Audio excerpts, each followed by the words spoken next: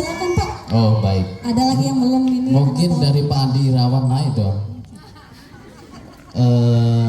Pak Altof dari tadi ngawani saya, tapi belum ada penyampaian sepatah dua kata patah. Nanti di pertanyaannya dikasihkan ke Pak Andi. Silakan Pak Andi, di sini aja. Iya. Nah inilah Pak Andi adalah termasuk pendiri. Langsung saja lah.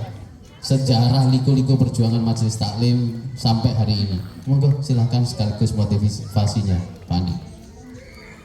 Baik, terima kasih. Bismillahirrahmanirrahim. Assalamualaikum warahmatullahi wabarakatuh. Waalaikumsalam warahmatullahi wabarakatuh. Bapak Ibu sekalian yang saya hormati dan kami banggakan, Ustaz Soim, Ustaz Bayu. Saya kalau dibilang pendiri, saya nggak termasuk pendiri karena saya masih keluar masuk. 2006 saya di Pulau Abang, 2007 saya di Stoko, 2008 itu saya di Sabungwa. Jadi saya masih bolak-balik aja nih. Jadi nggak mengikuti dengan pendiri.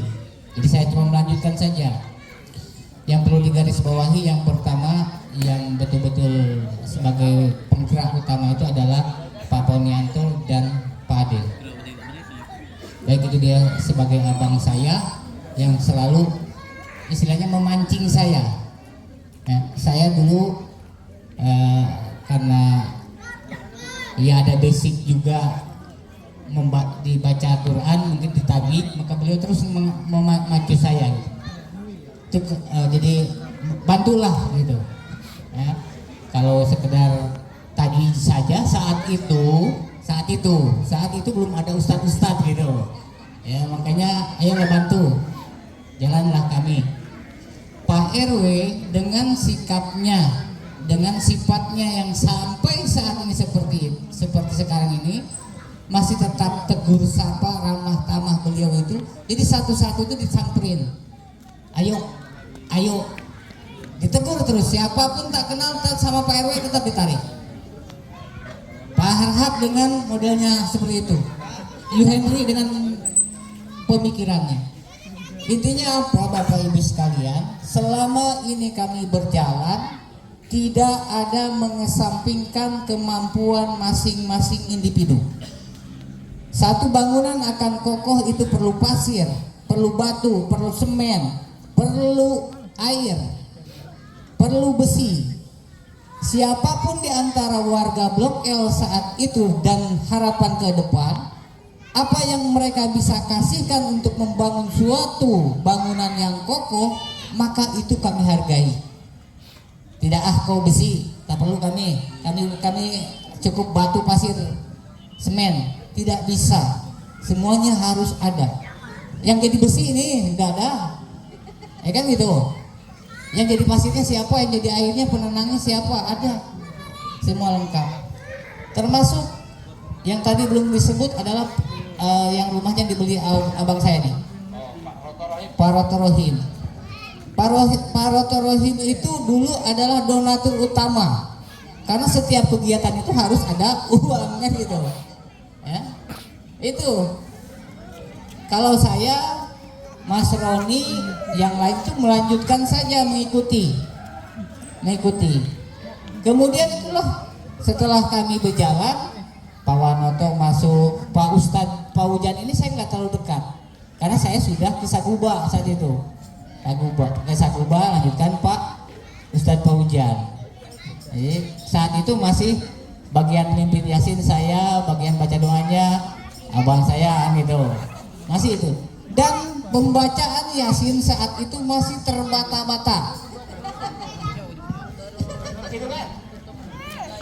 Masih ada yang gini, ada yang mulutnya bunyi-bunyi mulutnya, tapi bacaannya nggak Yasin gitu. Ikut aja saat itu. Tapi alhamdulillah sekarang semuanya udah hafal. Malah bisa gantian kita. Walaupun bacaannya tidak tepat, namanya belajar tidak ada dosa. Kan itu saja. Tidak ada dosa. Kalau saya mungkin sudah belajar saya salah atau menyalahkan, mungkin saya yang jadi dosa. Ya, termasuk Umi dulu. Saya membangun rumah saya yang di depan ini dulu sebenarnya untuk pengajian. Jadi saya tawarkan juga sama beliau tuh, sama lewat Pak Remedial, kalau Umi ngaji itu di rumah sempit, pakai rumah saya ini sini. Makanya saya bangun itu.